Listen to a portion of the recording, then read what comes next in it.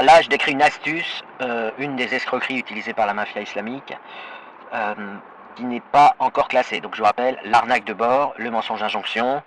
On a aussi le remplissage, j'ai pas trop trouvé de nom mieux, et l'astuce de la voiture verte, le nom vient d'Apostat Kafir. Donc je reviens pas, j'ai déjà fait des vidéos sur ces escroqueries islamiques. Là, je vais aborder une astuce très intéressante et extrêmement pratiquée par la propagande islamique. C'est l'astuce répète, j'ai pas entendu. Voilà. Alors, elle est dans un contexte intellectuel, hein, paradigmatique, vous allez voir. C'est le fait pour des propagandistes de l'islam, des dawaïstes et des djihadistes, hein, dans les deux cas, mais les djihadistes, comme ils utilisent plus des moyens militaires et le terrorisme, c'est moins usité chez eux, si vous voulez. Ils s'en foutent, en fait. Ils reçoivent pas, ils émettent. Ils sont des émetteurs, ils sont pas des récepteurs. Chez le dawaïste, ils ont besoin d'utiliser cette astuce pour épuiser. Et c'est pas une astuce qui consiste à mentir ou à utiliser une arnaque de bord. C'est pas non plus, voilà, on peut pas le classer dans l'astuce de la voiture verte. Le mot astuce ici paraît léger, mais il est très lourd. Hein. Il s'agit d'une criminalité, d'une entreprise criminelle mondiale. Hein. C'est grave. Je vais vous mettre un extrait à la fin de mon discours. C'est une astuce du type on dit à une personne on va interdire l'islam et la personne a fait semblant de ne pas entendre, tout simplement. Voilà, elle continue son chemin ou elle continue de dire ce qu'elle a à dire. C'est comme si on avait rien. Ou on lui dit attends, toi tu crois que Dieu a dicté le Coran? Eh bien, elle n'entend pas, elle répond pas. Voilà, elle fait comme si la question ne méritait pas d'être posée, tant c'est une évidence, ils veulent l'afficher comme une évidence, et donc comme l'impossibilité de poser la question. Je veux dire, même, ils pourraient dire oui, je crois que Dieu a dicté le Coran, mais ils disent pas. Parce que le dire serait presque relativisé, vous voyez.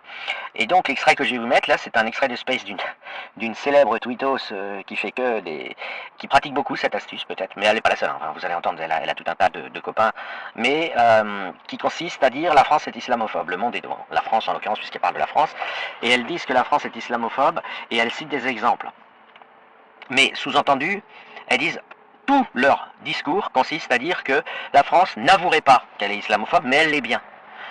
C'est-à-dire, tout leur discours ne consiste ni à mentir, ni à tricher, mais à dire des réalités stupides, enfin, si vous voulez, à dire des vérités stupides, qui consisteraient à faire semblant de découvrir, et elles le refont à chaque fois, à faire semblant de découvrir qu'on a un problème avec l'islam et il faut vraiment insister, on a bien un problème avec l'islam, mais on voudrait pas le dire. Bah on le dit, voilà. Et cette astuce, c'est répète ce que t'as dit, j'ai pas entendu. On peut l'appeler comme ça, c'est l'astuce, répète ce que t'as dit, j'ai pas entendu. Et éternellement, ils entendront jamais. Bah oui, on a un problème. Alors, ils ferment des lycées islamiques. Bah évidemment qu'on va pas laisser des établissements scolaires intoxiquer des enfants à l'islam, même si la loi est pas bien faite et qu'il y a des problèmes, c'est une évidence. Alors ils disent, ouais mais pour le fermer ils utilisent des trucs détournés du genre problème d'hygiène. Mais évidemment, puisque la loi n'a pas été refaite, c'est en gestation. Ce sont des discussions qui en cours actuellement, c'est très lourd. L'interdiction de l'islam, elle n'est pas encore écrite dans la loi française et il faut changer la constitution pour ça. Et c'est une question qui est internationale. Parce que l'islam est une grande puissance mondiale. C'est le pays le plus dangereux. C'est pas un pays, mais si vous voulez, c'est entre guillemets le pays le plus dangereux du monde. D'ici 76 ans, c'est-à-dire en l'an 2100, si on ne stoppe pas l'islam, 1 milliard de fillettes auront été exterminées par l'islam. C'est les données de l'UNICEF. Donc, et à chaque fois, on ne peut pas non plus le critiquer, donc on ne peut pas mettre en garde les gens, puisque sinon c'est un attentat. Donc évidemment, on louvoie.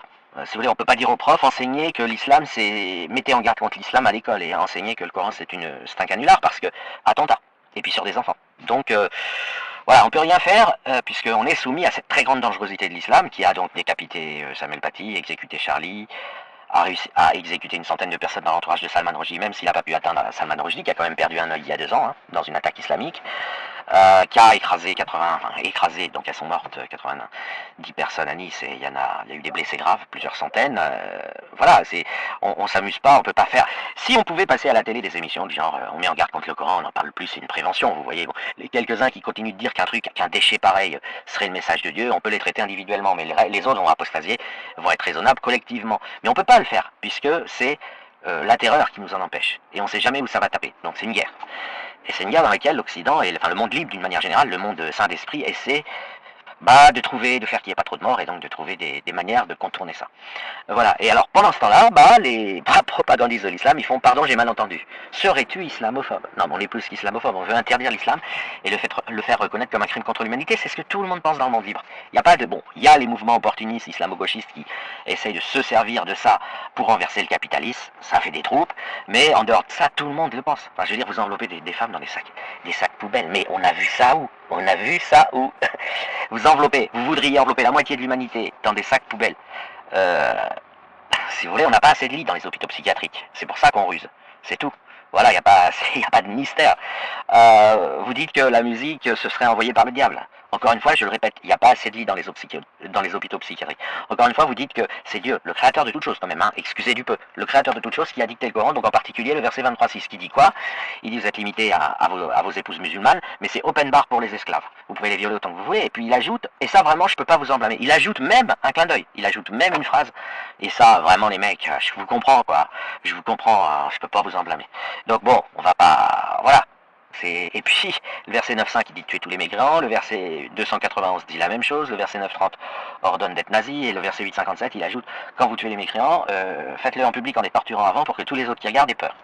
Je veux dire, je vous le dis, on n'a pas assez de prisons, on n'a pas assez de lits dans les hôpitaux psychiatriques, et on n'a pas envie de mourir pendant des attentats, donc c'est difficile de s'y prendre autrement voilà, de manière détournée.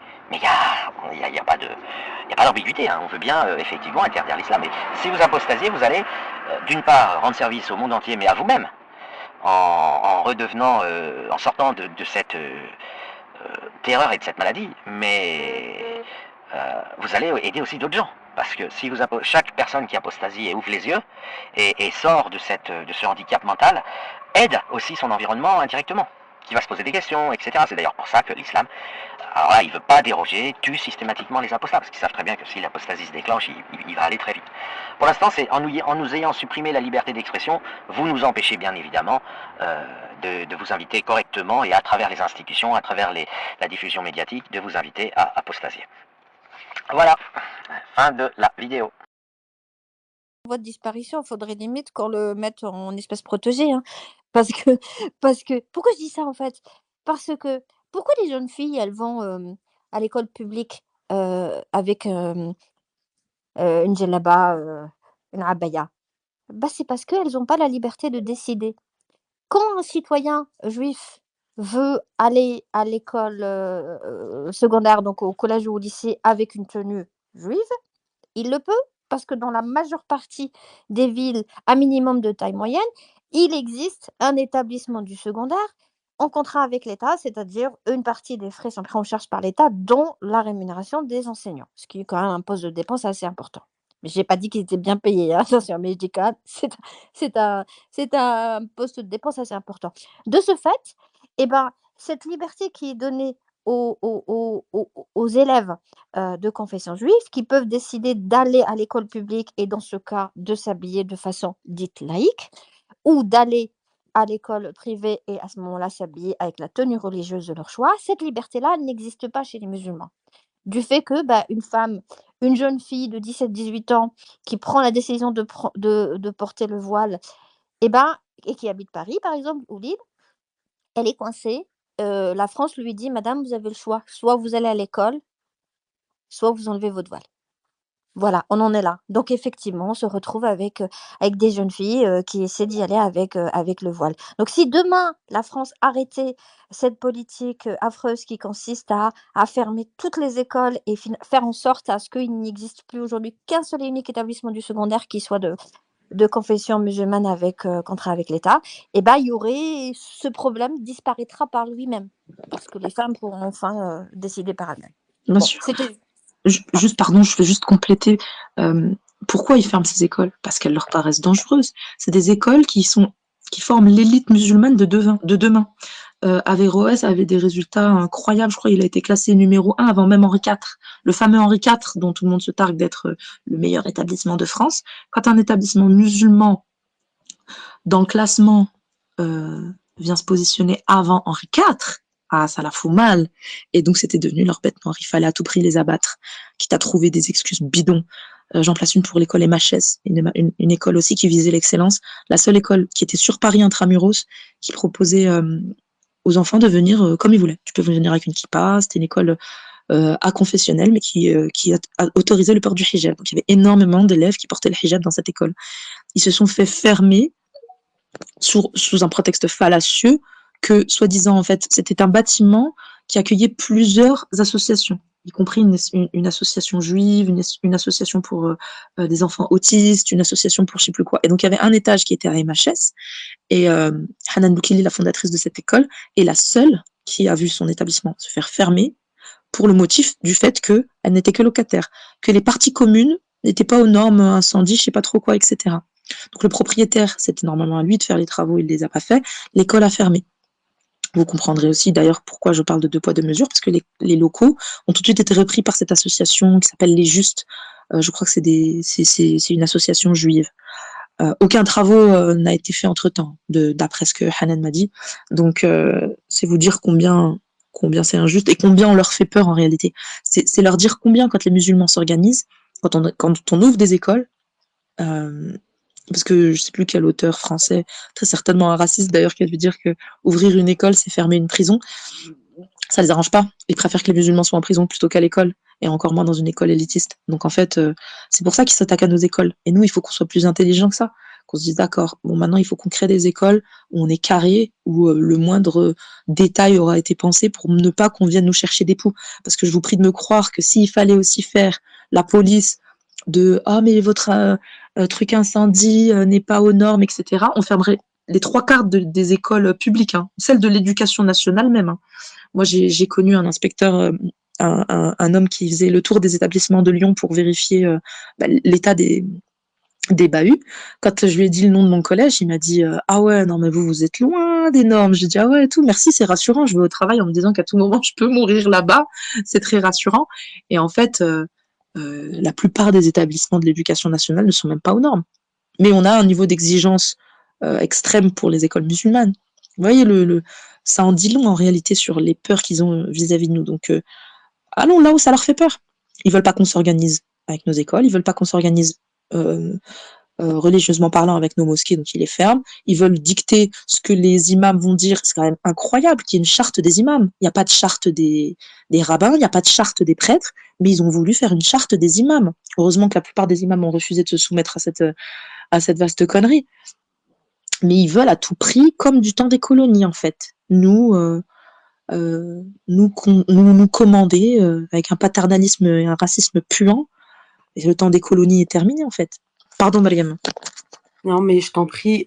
Tu sais, je voulais rebondir sur une remarque que tu as faite quand tu as dit qu'il fallait pas se résigner et que voilà, tu constatais que beaucoup en fait veulent partir. Moi, pour être honnête, j'étais vraiment, j'étais à 100% comme toi, c'est-à-dire que non, je suis née ici, j'ai tous mes droits. Ils disent être le pays des droits de l'homme, ils disent être le pays des libertés, etc. Donc je veux jouir moi aussi de ces mêmes droits et de ces mêmes libertés, et donc je me battrai pour. Mais pour être honnête, j'arrive un petit peu, je sais pas si c'est en fin de parcours ou si ce sont des doutes en fait qui s'installent dans ma tête, mais au bout d'un moment, quand t'es mise au banc, comme l'a dit Radia, c'est ça. Tu sais, quand tu es mise au banc dans tous les pans de la société, c'est-à-dire au niveau de l'éducation, tu n'as plus l'accès à l'école en étant toi-même, au niveau du travail, au niveau des sports aussi maintenant. Il y a de la législation au niveau des clubs sportifs par rapport au voile, etc. Au niveau des cantines où tu n'as pas le choix que ton enfant puisse manger certaines choses, etc. Au bout d'un moment, moi, personnellement, je me dis, mais en réalité, est-ce que j'ai ma place? Sur le papier, oui, je suis censée l'avoir, ma place. Mais au bout d'un moment, est-ce que j'ai envie de continuer de mener une sorte de guerre qui me coûte beaucoup, mais qui ne m'apporte rien, en tout cas sur du court terme. C'est-à-dire que peut-être que le combat qu'on mène maintenant, comme le combat que vous menez, surtout vous maintenant, ça va bénéficier aux générations futures. Mais moi, je me dis, est-ce que dans mes comptes, les comptes que nous, on aura à rendre plus tard, est-ce que c'est le bon calcul, tu vois? Parce que moi, je suis juriste de formation. J'ai dû enlever mon voile pendant longtemps pour travailler. J'ai travaillé pour le ministère de la Justice, etc. Et en fait, j'en suis arrivée à un point où psychologiquement, je tenais plus de me travestir, en fait. C'était vraiment comme si j'avais 2 personnalités, et ça m'a rendue malade et je me suis dit: «Mais plus jamais, je pourrai plus faire cette concession de ne plus être moi-même», tu vois? Et malheureusement, ça se solde par du chômage et enfin, à moins, voilà, de travailler dans prendre un job alimentaire et cetera où oui, effectivement, je peux travailler je dénigre pas, hein, mais c'est-à-dire que je vais difficilement trouver dans mon domaine, tu vois? Et au bout d'un moment, tu as plus envie de te battre. Parce que tu te bats pour ton enfant, qu'il ait comme tu as dit, une bonne école. J'étais dans le 93. Alors, dans le 93, l'éducation nationale, comme tu as dit, les moyens, c'est zéro. Je suppose que c'est pas l'apanage du 93 et que c'est comme ça dans beaucoup d'écoles de l'éducation nationale. Tu parlais des normes. L'école de mon fils, c'est une maternelle, hein. Les fenêtres ne ferment pas. Le niveau de pollution à l'intérieur de l'école est au-dessus des normes. Donc normalement, un être humain n'est pas censé être dans ces locaux. Bon, les ATSEM, etc., c'est 1 pour 3 classes. Enfin, rien ne va. Je déménageais à 10 minutes de là, dans le 77. Je suis à la frontière 93-77. Dans l'école de mon fils actuel, les plats sont AOP, bio, il y a une ATSEM par classe, les locaux sont rénovés, tout est aux normes, il y a aucun problème.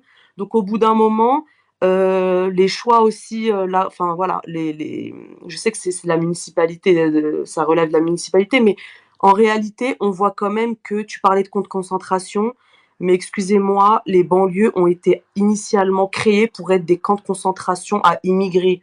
Et pour moi, même si on n'est pas dans le camp de concentration pur et dur, voilà, comme tu l'entendais, c'est quand même, allégoriquement, c'est quand même un camp de concentration.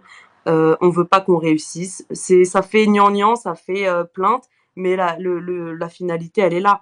On veut pas qu'on réussisse, on veut pas créer des cerveaux, on veut créer des gens, comme tu as dit, à qui on donne un nonos sur Internet, dans comment on appelle ça, le divertissement, etc., pour nous occuper l'esprit à ne pas faire les choses qui nous serviront et les choses qui vont nous sortir de là où on est.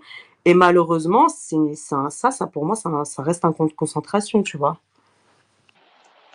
Entièrement d'accord avec toi. L'année dernière, on m'a imposé de garder une machine dans ma salle de classe toute la journée. C'est une machine qui mesurait le taux de CO2 dans les locaux. Et c'était accompagné d'une petite notice. Et donc, tu voyais que, ben, voilà, il y avait des couleurs, en fait. Vert, orange, rouge, bordeaux, tu vois. Et selon le seuil de CO2 dans la pièce, ben, il y avait un risque, en fait. Il y a un risque. Et je me suis rendu compte qu'en fait, toute la journée, je baigne dans un environnement qui est nocif et toxique pour moi. Et en fait, je regarde ce truc, il est dans le rouge. Je regarde le truc, je me dis, mais il est dans le rouge, il est dans le rouge, il est dans le rouge. Ça m'a inquiétée, je vous avoue.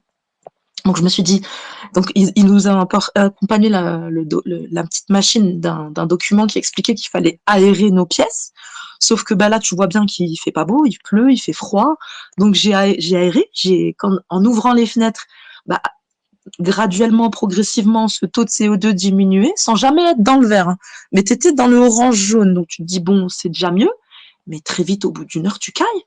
Moi, j'avais froid, les élèves avaient froid.